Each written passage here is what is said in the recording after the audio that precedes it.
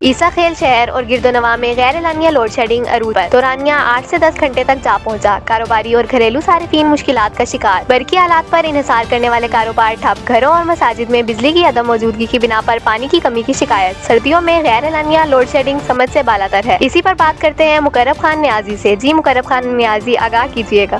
پنجاب کے مختلف شہروں کی طرح یہاں عیسیٰ کھیل میں بھی غیر اعلانیہ لوڈ شیڈنگ کا دن بوتل سے باہر آ چکا ہے۔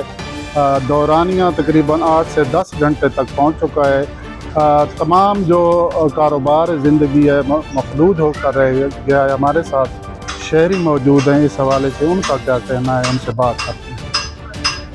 عیسیٰ کھیل میں ڈیلی تقریباً 8 سے 10 گھنٹے کی غیر اعلانیہ لوڈ شیڈنگ ہو رہی ہے، جس کی وجہ سے ہمارا تمام کاروبار زندگی معطل ہے۔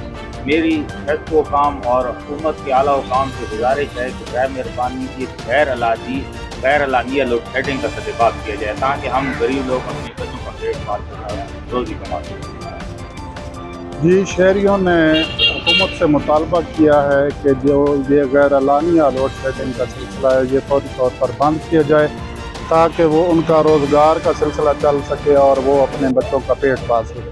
جی۔